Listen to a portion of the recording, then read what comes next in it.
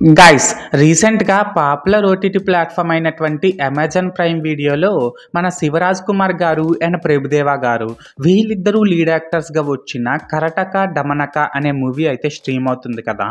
అయితే నేను ఆ మూవీని జస్ట్ ఇప్పుడే చూడడం అయితే జరిగింది.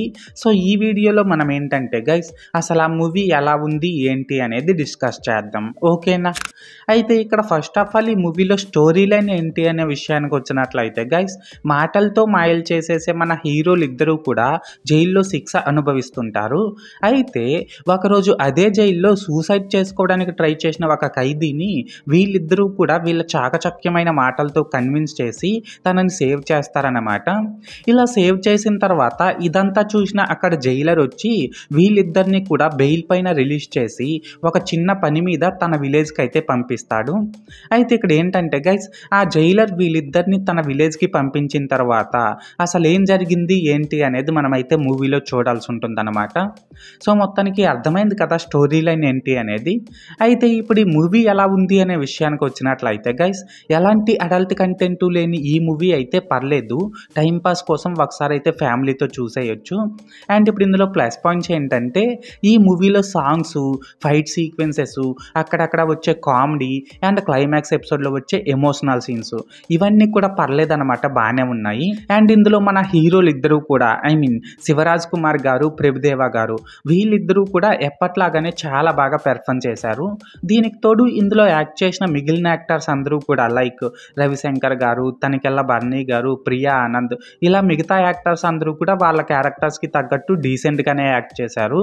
అలాగే ఇందులో సినిమాటోగ్రఫీ, బీజిఎం ఈ రెండు కూడా పర్లేదు, స్టోరీకి తగ్గట్టు బాగానే ఉన్నాయి. లాస్ట్గా ఏంటంటే ఈ కన్నడ మూవీకి తెలుగు డబ్బింగ్ కూడా చాలా బాగా సెట్ అయిందనే చెప్పాలి. సో మొత్తానికి ప్లస్ పాయింట్స్ విషయానికి వచ్చినట్లయితే ఇదన్నమాట మ్యాటర్. అండ్ ఇప్పుడు ఇందులో మైనస్ పాయింట్స్ ఏంటంటే గైస్ ఈ మూవీలో స్టోరీనే చాలా అవుట్డేటెడ్ స్టోరీ అన్నమాట.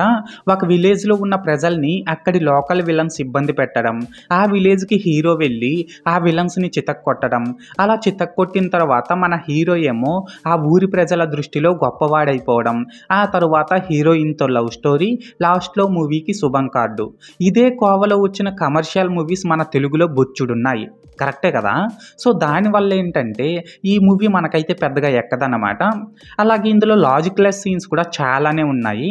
లాస్ట్గా ఏంటంటే ఇందులో హీరోయిన్ క్యారెక్టర్స్ని ఇంకాస్త స్ట్రాంగ్గా డిజైన్ చేసి ఉంటే బాగుండేదేమో అని అయితే నాకు అనిపించింది.